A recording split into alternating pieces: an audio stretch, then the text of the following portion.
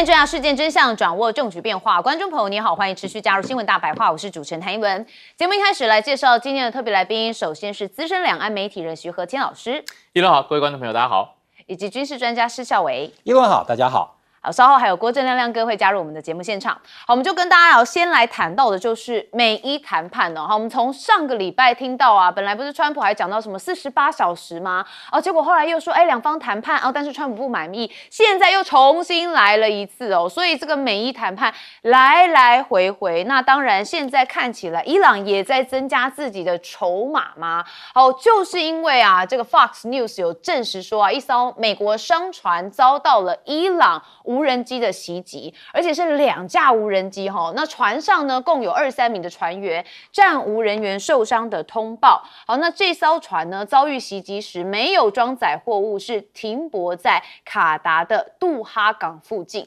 好，这件事情是在5月10号发生的哦，所以是蛮新的。那现在中国卫星的影像啊，也显示到20艘的伊朗导弹艇哦，在海峡这边进行巡逻哦，所以这个活动相当的频繁。那不知道是不是也因为伊朗这边有20艘，所以有美军这个军舰也是超过20艘在这附近执行封锁任务。好，这件事情也让伊朗的副外长蛮不满的他呛瞎说啊，呼吁英法两国切勿在赫姆兹海峡附近部署军舰。那也说啊，任何配合美国在这个水道采取行动的行为，都会遭到伊朗武装力量的即刻反击。好，所以你可以看到美军的军舰已经在这边持续的执行封锁的任务。好，那英法之前也讨论过，法国有意要来帮忙护航所以现在看起来整个局势又更加的复杂了好，那当然对五角大厦来说这绝对是一场灾难。这是一位伊朗的专家他声称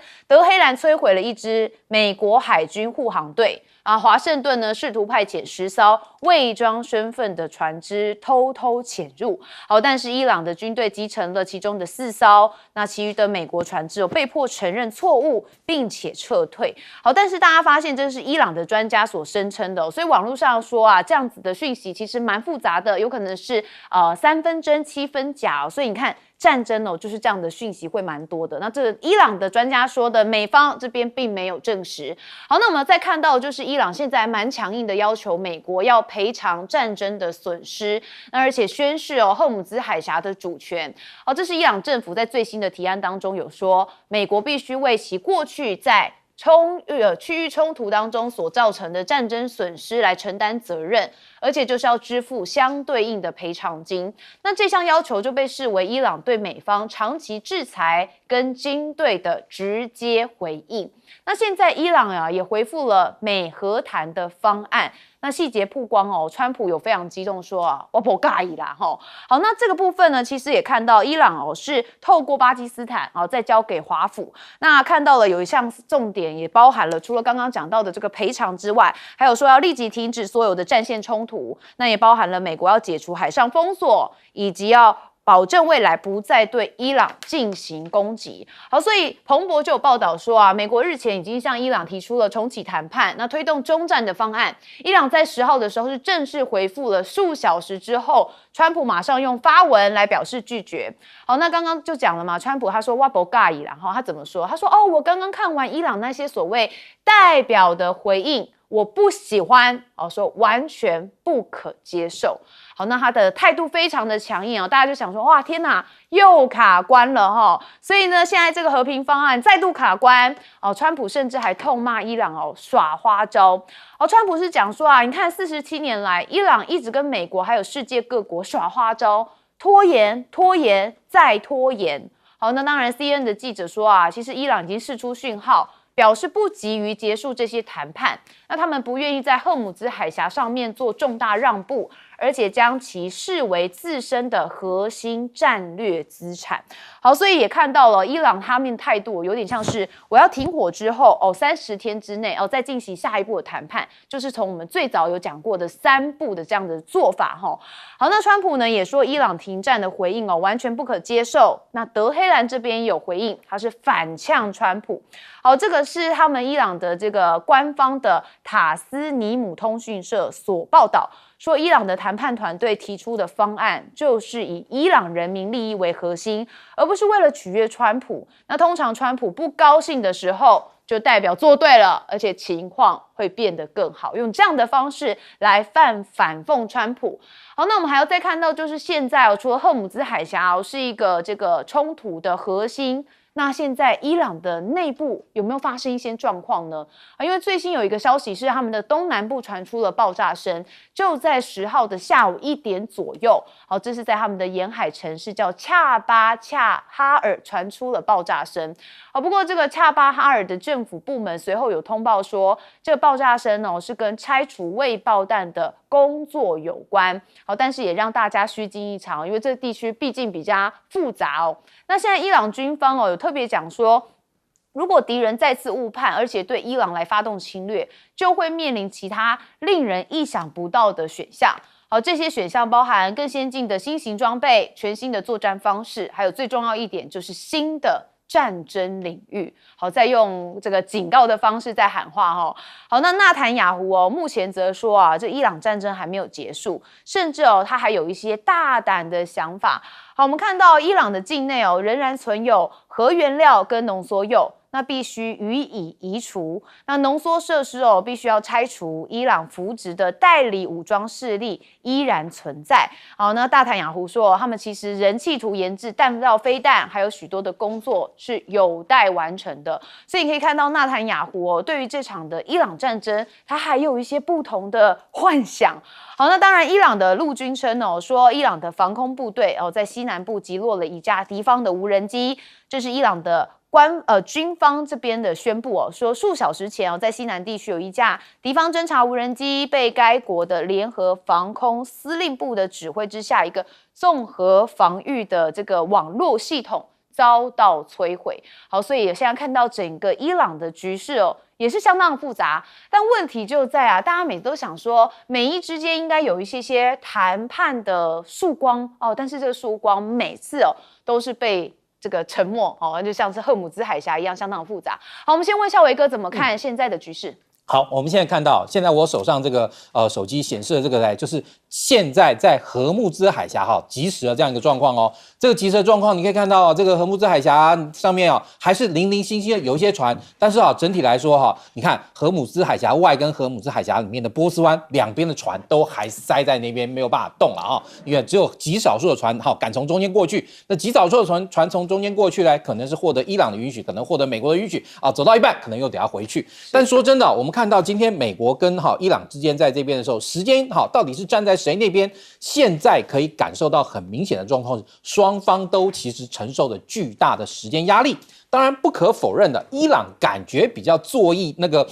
以逸待劳一点，因为毕竟这个仗在我家门口打嘛，然后他已经也咬定了，你美国人不敢派地面部队进攻我德黑兰如何，然后试图推翻我政府。那其实川普也表明了这个情况，他基本上大概不太可能真的派遣地面部队进入。虽然说事前美军现在有2个两栖战斗群呢集中到这个波斯湾附近就第5舰队的那个战区之内，但是第5战区那个舰队的这个战区这2个两栖战斗群大概加起来的这个上面的美军的官兵的人数，你说要能够对伊朗局势产生天翻覆地或整个把它推翻的这样的变化，基本上也根本不可能这个兵力相差太远。那我们也看到那个的确这个伊朗的这个革命卫队或是伊朗的这个海军呢，在波斯湾地区还有部分的实力可以骚扰，就是我们刚刚那个图上看到过去的这些船艇。那这些船艇有些过去的时候呢，就遭到伊朗的这个革命卫队或用水面的这个船艇，或用无人机进行攻击。那这些无人机跟这些小型的水上船艇，其实真的也很麻烦的是，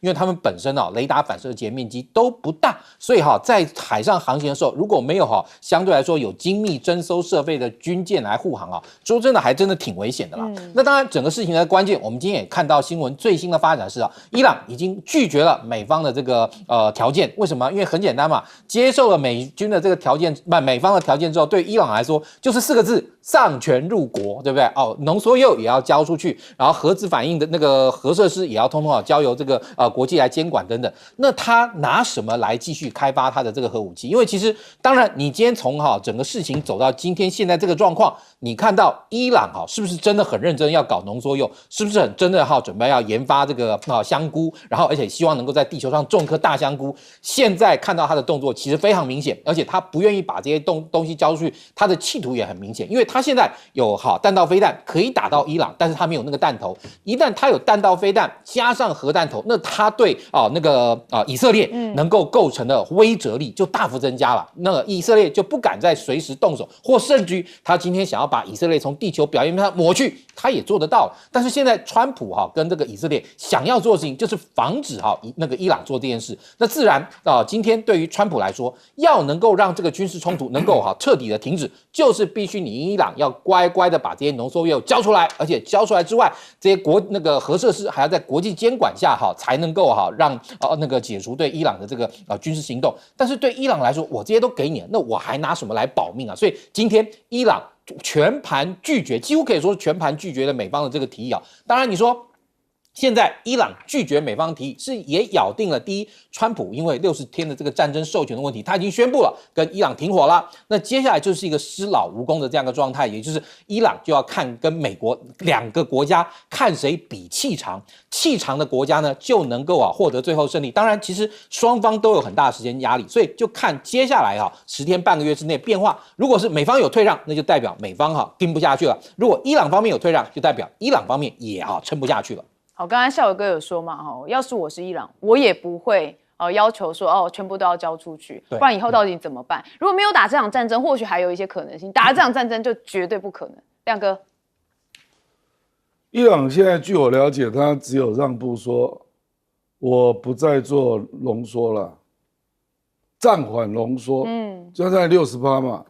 我不会再做到70%了，可是我不交，这两。他把这个切开了，说我可以暂缓，就是我不再赶进度了，因为到90几就可以做核弹了，是可是我不交出来，尤其不可能交给美国了，也不会交给国际原能机构了，因为他认为那个都是西方控制的，现在时间对伊朗比较有利了，为什么呢？因为中俄在支持伊朗，中国继续买伊朗的石油啊。那俄罗斯可以支援伊朗的粮食啊，还有药品啊，而且你可以看到俄罗斯是明显在军援伊朗啊，所以基本上它有2个大国在撑住它那时间为什么对美国比较麻烦？因为它一定要把通膨压下来，那这个是有时间压力的啦。你伊朗战争一定要停止嘛，国际油价才会降下来。不然美国现在是进口通膨就是说你是能源引起了广义的物价上升，那你进口之后再引起通膨，这个没有1-2个月是解决不了的。所以美国无论如何一定要先停止伊朗战争，然后让进口物价有机会跟着能源价格慢慢降下来。为什么他一定要做这件事？因为他要降息啊，他一定要降息，年底才能够制造经济利多嘛。所以你去想一想，你不觉得伊朗要撑住简单很多吗？只要中俄撑住就好了，那中俄一定会帮他撑住的，因为这个局对他们来讲很重要。是可是川普需要让那个经济环环相扣，慢慢能够解下去。那现在也有一点对伊朗有利，因为夏天来了，伊朗的地面作战夏天平均45到50度了好热哦。波斯湾平均40度了，所以夏天在波湾战争对美国是很辛苦的啦，因为你们不是这里人嘛，那对中东阿拉伯人跟伊朗人是没差啦，所以一般波湾在夏天从事海上作战或地面作战难度是比较高的，什么时候才会凉？要9月以后，9月以后川普就来不及了。对啊，马上就要中期选举了。所以我就跟你讲嘛，这个伊朗，而且伊朗因为它本来它就不是世界最强的国家，美国是世界最强的国家，伊朗只要不败就赢了。他只要不败，那霍姆兹海峡，因为他已经证明他有实质控制权了，他只要维持对霍姆兹海峡的实质控制啊，那战后他就有发言权。美国不是美国只要不能够把伊朗赶走啊，他就不再是世界霸权。所以双方的要求度是不一样的而且川普绝对不会想说5月13去大陆啊，然后还把这个波斯湾打成一团乱啊，这样中国大陆岂不是会占上风？所以他也不乐见这样的局面。但是这样算一算，美国失去的比较多哦。所以他会说这个都是 mini war 迷你战争啊，这不是战争啊，他去淡化这个冲突嘛。是何宪老师怎么看？是我们现在越来越感觉到霍尔木兹海峡的危机啊，越来越像当年英国的苏伊士运河危机的翻版啊，就说这个海峡现在呢，虽然美伊双方都没有说停火，这个协议被撕毁了。停火结束了，我们重新开打。但是我们实际上看到每天的消息都是各种各样的擦枪走火、军事施压、彼此的挑战大家在那边比腕力是不断在发生的。那这其实是对美军的战略威信非常大的一个磨损。因为过去大家想停火协议，停火常常宣布了就拿来被违反的，俄乌的停火也被违反过，黎巴嫩、以色列的停火被违反过，这个印巴之间也常常是这样。但是很少人说我敢跟美军说了停火了，但是我实际上还不断的在这边互相的拱火。那这次伊朗就在做这样的一个示范跟演练，他一下说我攻击了美国的商船，一下说我这个导弹袭击了美军的这个船舰，有的一下又说这个我的无人机攻击了阿联酋这附近的周边的国家。那其实，但是即便如此，就像刚刚亮哥说的，川普马上要去中国大陆了。那原本中美之间就有很多东西要谈，要谈稀土、谈关税，要请中国大陆采购农产品，对不对？然后还有这个包括台湾等等的问题还谈。他当然不希望说伊朗这件事情也变成放到筹码谈判桌上的大菜之一，然后请中方说对不起，拜托你北京帮我，然后跟伊朗施压一下，多打个电话。他当然不希望说在他去之前这个事情弄到一个非常棘手的状态。所以我想伊朗人也看到了这个心态，看出了川普不敢或不愿意在去北京之前把这个事情搞大或搞得很这个军事这个战火重新燃起。第二呢，他也觉得川普有这个时间的压力，所以我们可以看到在本周的这个他们当然一直在交换彼此的条件在本周的交换条件当中，伊朗就变得强硬了很多。过去我们在看这个上个礼拜在谈的时候，美国提出 OK， 那如果我们停火，那你就要放开海峡。如果你放开海峡，我可以同步把这个对你的石油禁运打开，就双方一起让海峡保持恢复正常的通航。但本周就刚刚过去的这个周末，我们看到伊朗人把另外一个议题带进来，他说你要解除对我的伊朗的海外资产的制裁，我那些困在海外银行账户的那些别人跟我买油，然后原本的油的款项我应该拿回来的，但是因为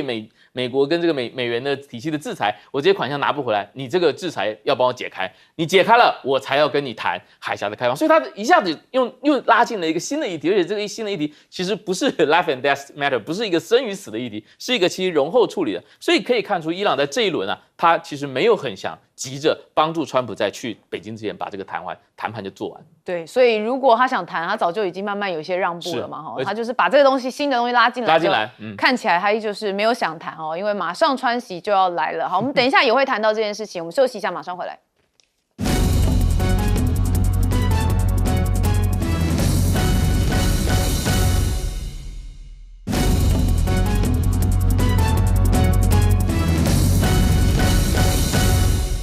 好，观众朋友，我们还是要带你来掌握现在在中东这边美军的情况因为呢有说美军的 F-35战机在阿曼湾上空宣布进入了空中紧急状态，而且从雷达上面消失好，我们看到这是一架美国战斗机在赫姆兹海峡跟阿曼湾上空飞行时宣布进入紧急状态。好，这一架被确认就是洛克希德马丁公司的 F-35闪电兔战斗机的飞机。好，它发出的就是7700应答机代码。好，这是在5月10号上午所发生的。好，这是用于指示机上紧急状况或是遇险情况的标准信号。好，那当然这个追踪数据也显示说这架的飞机它飞越了阿曼湾跟阿曼境内的起飞地点、目的地，还有事件更多的细节都还没有公开。好，那因为美军有这样的状况，伊朗这边马上就声称这是他们的国家媒体说，这架 F-35就是被伊朗军队给击落的。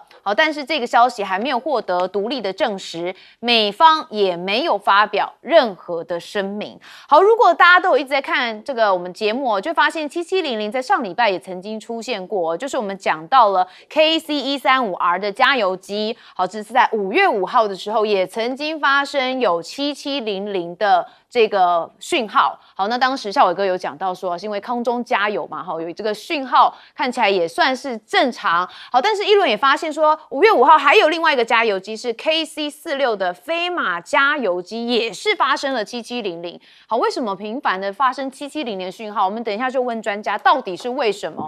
好，当然我们也看到了伊朗现在很会做 AI 动画嘛，他们最新又有一个最新力作，好，就是呢川普崩溃，哇，真的很崩溃哦，后头有火脸上还有紫色的，那这又是乐高的形象那这个川普非常的生气，一直在用手机吧，应该是在睡不着发贴文发到很生气都哭了。好，但是现在看到了是科威特还有阿联酋也是遭到了无人机的袭击。好，科威特的军方参谋部在 X 平台上面发文说，尽管中东的冲突从4月8号开始已经实施了停火，但是周日拂晓仍然发生了一起无人机的袭击事件。那根据该国的军方参谋部在 X 上面宣布，这些无人机都已经被击落，但是没有说明他们的来源。那另外根据阿联酋国防部说，周日阿联酋也遭到2架伊朗无人机的袭击。阿联酋官员说，这个防空系统拦截并击落了2架伊朗无人机。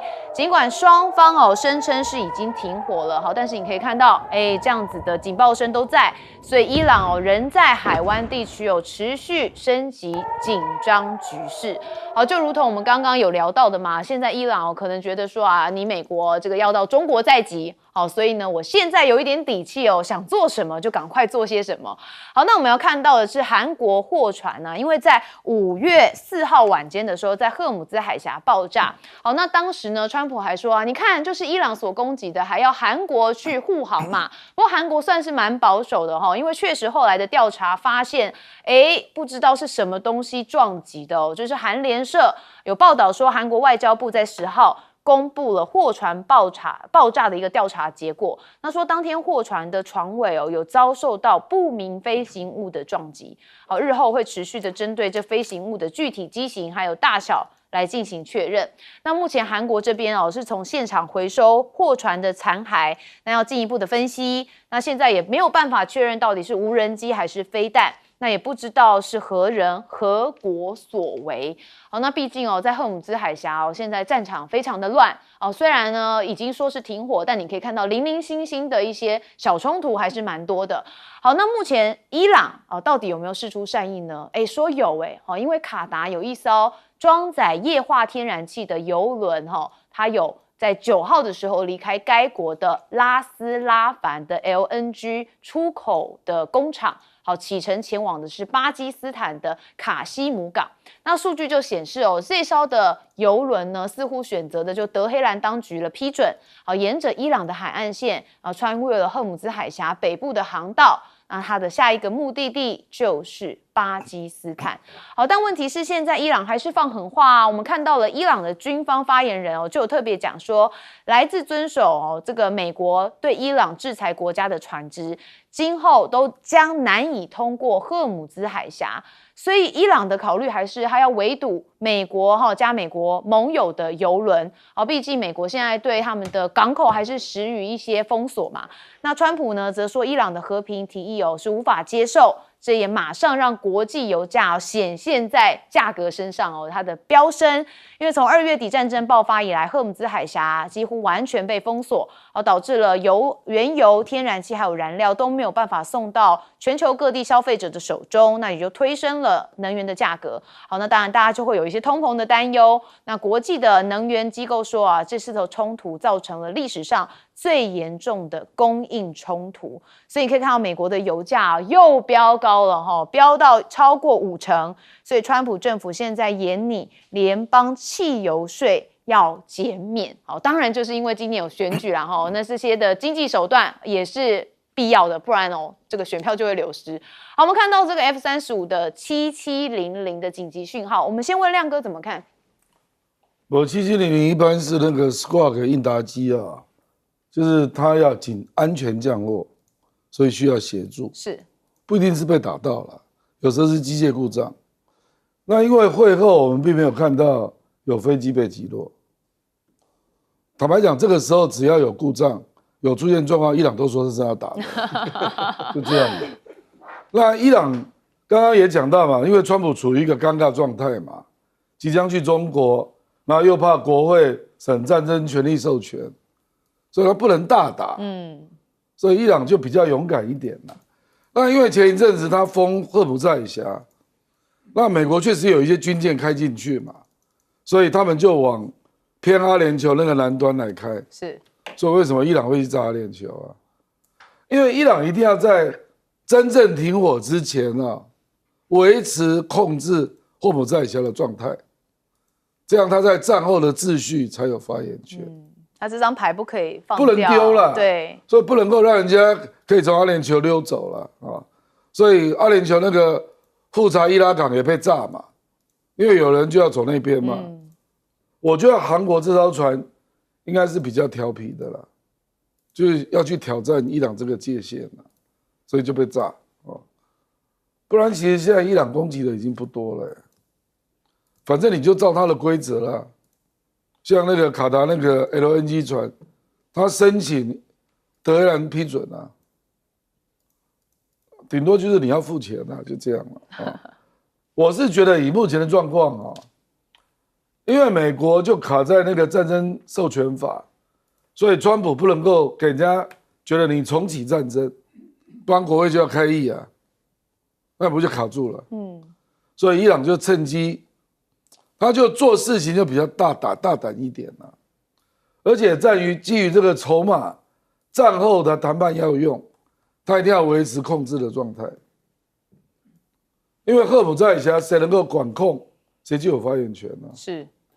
那战后这个秩序可能要重编嘛，那伊朗一定要维持住这个筹码啊。所以有一些不是他打了，他也说他打的啦。那到底有没有打到，我们也不知道啊。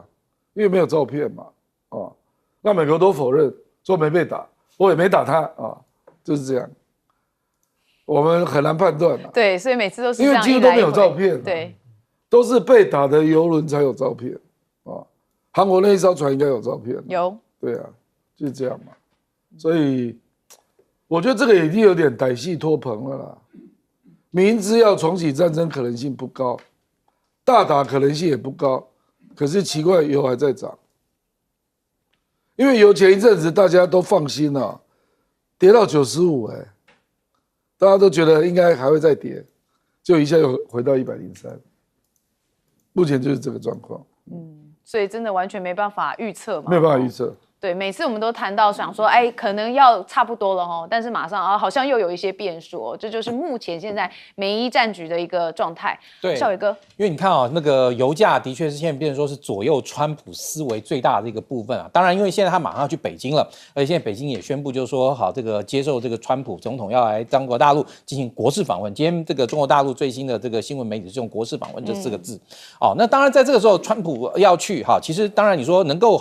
北京已经正式宣布了，其实我也相信双方会前的这种参谋作业大概也都进行的差不多了，也就是到时候要共同宣布什么，双方见面握手，然后就进步了，那就开始做了。不过当然这边也要刚那个解释一下，刚刚一轮有问到这个7700的问题，当然7700大家的确就是它也是飞机宣称它有一个紧急状态。那至于就说为什么 KC-46这么新的飞机也会给人家一天到晚按7700说真的，这个的确就是波音公司这些年来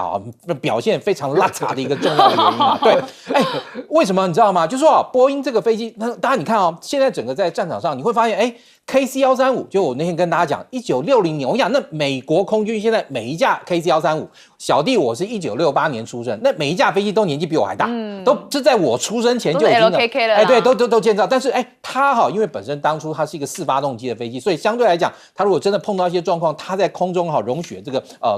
容错的空间比较大一点点。那 KC-46，它是新新科技哦，它是有一种飞机叫波音767去改装的哈。波音767改装，而且这个整个标案在美国空军其实也是美国空军近年这个标案中让人非常跌破眼镜的一个。为什么？因为本来是另外一家叫诺格公司，然后跟 Airbus 公司合作的一个案子叫 A330 MRTT， 它的型号叫 C45，本来得标了，你知道吗？后来就是波音公司运用强大的影响力跟他说，不行，这个标要重开，结果真的重开了美国空军还真因为这样重开了，然后最后重开以后，这个 KC46就一直到现在各种测评下来毛病不断，所以说真的，它这次出事也真的不奇怪。但是我们刚刚讲7700不代表就是你真的要摔了，你可能有些什么小故障，这个有故障出现的时候要马上按7700，这样你就可以获得一个优先降落权所以也就是说只要你能够优先降落，不见得一定会摔啦，而且也真的不见得真的很危险。但是毕竟你飞机有状况，那个警告灯亮得像圣诞树一样，飞行员压力也会很大嘛，对不对？所以赶快把飞机飞回去那是最重要的。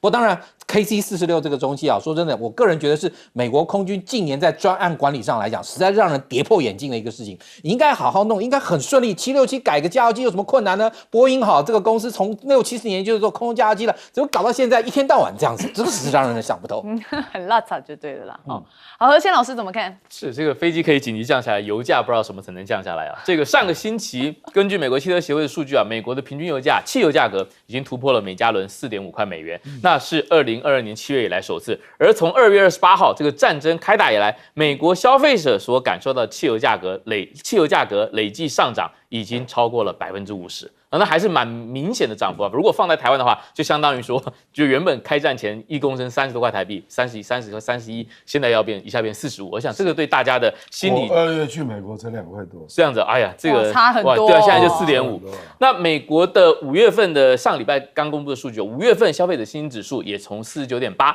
降到48.2。另外呢，美国的消费者预计未来1年物价会上涨4.5%。还有另外一个数据是很严峻的，就是说美国消费者对自身财务状况的评估已经降到2009年以来的最低水平。2009年是什么日子呢？就是金融危机之后大家在收拾那个金融危机残局的那个情况，所以其实川普面对的压力是很大的那根据国际能源署上礼拜的表态，他也认为说这一场伊朗冲突已经造成了史上最大的供应链的原油供应链的冲击，它冲击的幅度应该超过了1973年跟1979年的2次石油危机。所以或许2026年未来我们的小朋友在历史书上读的时候，可能会被定义成第3次石油危机。那石油危机到了什么程度呢？我们大概一天的全球原油消费的缺口已经来到了10亿桶。就是差不多10天的量，一天大概全球能源消费是1亿桶原油嘛，那现在我们的缺口已经达到了10亿桶。那过去这个霍尔姆兹海峡其实只有2000万桶，一天就相当于全球原油供应量的20%嘛。但是由于这个地方受阻，所以造成你其他地方要去紧急的调货船要改航路这个就变得已经挖出了一个10亿桶原油的缺口的大坑。而且还有石油公司的人来警告，就说其实过去我们感受到的3月跟4月不是最严重的。为什么？因为在2月28号开打之前，很多从波斯湾该出去的油已经出去了，不管是从卡达走、阿曼走，还是这个阿联酋走，甚至是伊朗自己走，它的原油已经在海上了。这个4月到5月已经到了该到的地方，可是呢，2月28号之后，大量的船只就卡在海峡那边，还有1500艘没有出来呢，还有很多艘空的船没有进去载，所以到了6月跟7月这些已经该到的船已经到了，但是新的船进不去，载不到油，那我们6月、7月全球感受到的能源压力会更加的严峻。对，所以这个何谦老师的意思是最糟糕的状况还没到而且6、7月还是夏天嘛，所以在尤其北半球就是需要电力负荷最高的时候。好，我们休息一下，马上回来。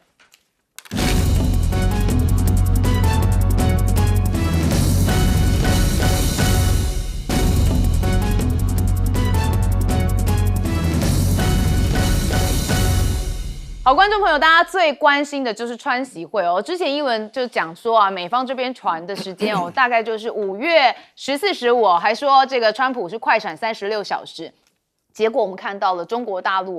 在这个川普要到访的前2天，就是今天。终于公布了哈，他们说啊，川普要在5月13访问中国啊，原来比一轮这个之前听到的再早一天呐哈，所以现在是5月13到5月15号。好，央视报道说，中国大陆外交部发言人宣布，应中国国家主席习近平邀请，美国总统川普在13到15号对中国进行国事访问。好，但是我们也看到哦，相对于这个访中的细节也曝光，好，白宫的副发言人凯利10号也发布说，13号晚间，川普飞抵北京。中方14号为他到访举行欢迎仪式之后，当天就会跟中国国家主席习近平来举行峰会。好，那川普14号在北京的行程非常紧凑，除了川习会之外，东道主习近平也将亲自在北京的世界遗产天坛公园为川普来导览。而且在当天晚上还举行欢迎晚宴。好，15号周五2位领袖将进行茶叙，安排的是午餐餐叙。好，虽然行程充满了仪式跟盛大的排场，但是说预计不会达到2017年川普首次到访中国的规模。好，当时北京称这个国事访问还加了一个 plus。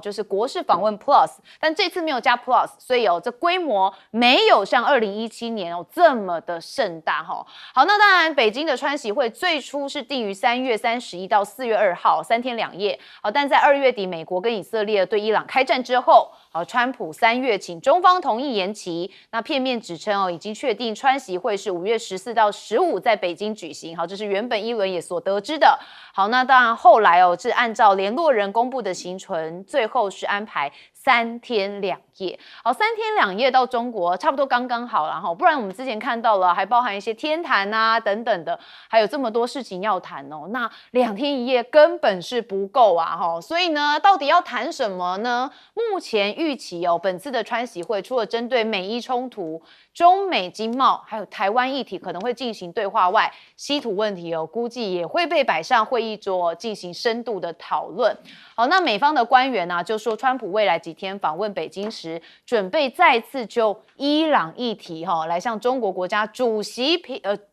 习近平来进行施压。好，那川普访华呢，希望能有看得到的成果。这当然，川普就是这样嘛，有看得到成果，他回去才可以宣传才可以跟人民说我拿到什么。好，那《金融时报》的解读就是中国抵御美国关税攻势的能力，那也标志着新兴超大的这个国家既有的霸权国之间的战略竞争的一个重要的转折点。好，这是彻底打破了美国无所不能的形象。好，那加州大学圣地亚哥分校的一位教授说其实现在美国当然不像我们的总统常常挂嘴边那样掌握了所有的筹码。好，依照他看是那个时代已经过了，而且是一去不复返。那复旦大学这边的院长呢，则是说川普对中国的看法经过一个学习的过程。好，那经过几番的博弈之后，川普开始意识到中国是一个比他想象中更强大、更可怕的对手。那目前呢，也有很多的高官已经在接触了嘛，我们看到像贝森特跟何立峰13号会先进行磋商，那这个何立峰呢，将在12号到13号率团前往到韩国跟美国进行经贸磋商，那就彼此关心的经贸问题来展开讨论。那中国的商务部说双方以2国元首釜山会晤跟历次通话的重要共识为引导，好，那就彼此关心的问题来展开讨论。那一般预料是为了隔天的川习会来做最后的准备。好，但现在经济问题也是一个主要的议题也就是呢，川习会大家想说因为现在俄罗斯跟伊朗受到制裁，然后国家是大量以人民币来进行贸易结算，所以专家也说美方可能担忧说会侵蚀美元主导的金融制裁体系的效力，所以势必也不会做事。那美国经济学家这一位他就说美元正在变得很弱因为呢一个接一个的国家正在减少对它的依赖，所以你可以看到川习会2天就整整2天的话，3天2夜真的有蛮多议题要讨论的。好，那这位经济学家有一些说法，我们来听听看。Still going to take a while. The dollar is definitely weaker. The direction of change is crystal clear, but the dollar remains an important currency, arguably the most important, albeit less so than it used to be. But I think we're getting to a point, if we're not already there, where this is happening pretty automatically. Country after country, more or less, is going to be reducing. 好，今天是5月11号了，所以这个13号，川普就要到北京，也就是这一周就要登场。我们问亮哥，这次中国大陆外交部真的官宣很晚，很晚啊，3天前才官宣，2017那次是2个礼拜前官宣。那特朗普的那个总统的相关的装备，4架 C 腰拐早就到北京了。所以有人今天早上看到总统坐车啊，那套 Monster 啊，在北京上试开啊，就今天早上才官宣。我认为就是没有谈好了，不好谈啊，所以才会卡住嘛。你看前几天大陆都怎么讲？我们在沟通中都没有正式宣布，这个太罕见了。明明不可能改了，因为西腰拐上礼拜就已经去了，可是他就是不要给你官宣，这也是一种压力啦。那这次就3大议题嘛，3个 T 啦，台湾嘛 ，Trade 嘛，还有德黑兰。哦，3个 T 啦，3T 不是3B 了，是3T。3B 是经贸议题，美国要3B， 就是大豆，然后还有牛肉、波音，还有 beef 嘛，是3个 B 啊。可是我觉得这3个 T 啊，中国大陆是把这一次形容成大概是从来没有那么大的筹码可以逼美国对台湾做表态啦，因为这是另外的2个议题都是美国有求于中国，蛮明显的。而且中国在经贸议题都故意表态强硬，不要让你觉得我要求你啊。比如说最近那个炼油厂，中国就直接就给你断掉，所以你要制裁我的炼油厂，那我就直接阻断，不准接受。还有那个 H200，中国就故意不买，姿态很硬啊，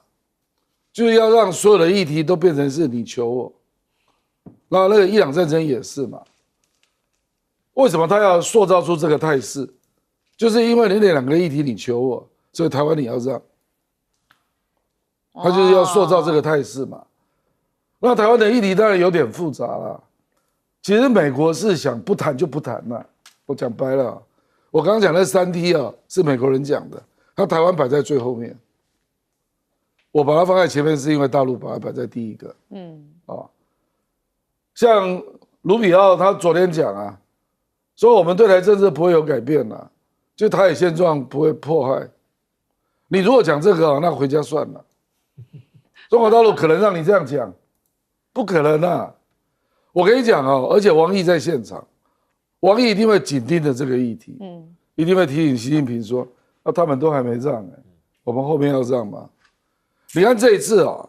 王毅先打电话给卢比奥。就跟他讲台湾问题最重要，对核心嘛，对不对？李强总理见那个参议院戴恩斯代表团，也跟他讲台湾问题就是红线，然后又跟他提醒，今年2月习近平有打电话给川普哦，习近平那时候不讲了一句话，对台军售要谨慎处理，所以为什么这次军售，坦白说，3月13号140亿对台军售就已经公开了。为什么到现在没有发价书？就美国一直在考虑嘛，这个会不会中国要的？好，所以可以看到川习会即将登场，台湾也推向了川习会的浪尖上好，何谦老师。是这个，刚刚下午3点多啊，这个大陆外交部刚刚对于今天早上9点宣布的川普要去大陆做国事访问进行了一个简报。那里面就提了2点啊，第一个是当然就是去年10月，川普跟习近平在釜山见面之后，再一次的2个人面对面的会晤。但这也是美国总统啊，这个时隔9年之后，再一次有现任的美国总统访问大陆。那上一次是谁呢？上一次还是川普。因为上一次2017年，对，因为拜登就创下了一个记录，就刚好因为一个是疫情的关系，一个是这个中美这个空飘气球事件的关系，就导致拜登成为1979年中美建交以来第一个美国在任元首，结果没有机会踏上中国大陆的土地去做访问的。那川普等于说又来了。那2017年的川普跟2026年的川普，他面对的2个就是非常不一样的中美关系，以及中国大陆啊，在这个世界上的地位也起了很大的变化。那这次啊，这个大陆外交部说，双方领导人呢要就中美关系以及攸关世界和平与发展的重大问题来交换意见。所以不只是谈中美关系，什么叫世界和平与发展问题啊？包括我们可以想象了乌克兰问题，包括伊朗问题，那可能刚刚亮哥谈到台湾问题，但大陆一定会认为台湾问题是中美关系的一部分了。但不论如何啊，今天彭博社大概做了几个分类啊，他把几个可能会谈的议题列出来：贸易关税、中东的冲突、科技管制、稀土，还有美国要请中国多购买农产品。那如果再把台湾议题放上来的话，我们就会看到这个中美之间互相索求啊，或者说互相要求你应该多做一点，大概是一半一半啊。因为中国大陆其实是非常希望美国取消对于大陆的这个歧视性的关税。那在中东问题上呢，可能美国更有求于中国大陆，你来向伊朗多施压。那科技管制呢，双方有一点平分秋色。当然，大陆希望能够买到美国最好的晶片，但是呢，你就算不卖，那中国大陆也自己在做进口替代啊。这个黄仁勋也很着急，他在 H2里卖不进中国大陆。那稀土跟农产品大概都是美国有求于中国大陆。那如果再把台湾问题放进来，其实台湾问题就会被跟这些东西摆在一起换啊。所以美国当然是很不愿意谈，因为我们刚刚这样点下来的话，其实中国大陆就比较相对处在一个以逸待劳的状态。而且今年啊，这个是所谓主场外交有主场外交的优势啊。因为虽然说今年还有其他几，比如说这个年底12月的在佛罗里达办的 G20，或者是11月在这个深圳办的这个 APEC， 可能双方都还会有见面的机会。但这一次 Trump 是专程来中国大陆，所以双方是非常专心的。你没有别的目的，我也没有其他的客人，我们就3天2夜，而且我们会见很多次。礼拜4早上双边正式的见面，下午据说一起逛天坛，晚上有国宴，然后礼拜5的上午还要这个在非正式的茶叙一番。那通常这种就是给比较重要的各大国的元首，包括马克龙之前享受这样的待遇，就是你比较重要，而且关系又比较好。那我除了在正式会面之外，我还会有一个小小的散步，在一个比较风景宜人的地方，我们撇开所有的侍从，很多的时间可以谈，对，很多时间，对而且谈正式的、非正式的、个人的、国家的都可以交换。那所以这个台湾到底会被怎么样 present 出来？我想我们要紧密的关注。对，我倒是期待川普有没有给习近平个大拥抱，对他之前有讲过嘛哈。孝伟哥，我觉得哈习近平主席应该是不会给川普一个大拥抱，因为我会这样子躲掉，是不是？倒不会躲，但是我觉得双方礼貌性的握手是一定的。那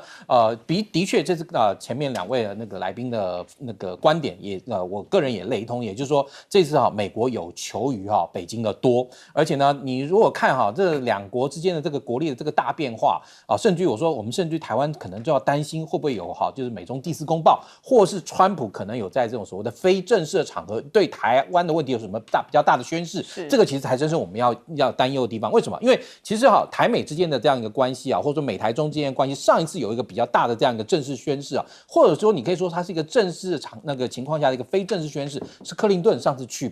中国大陆而且克林顿那次他特地不挑在北京，而挑在这个北京以外的地方讲了新3部嘛。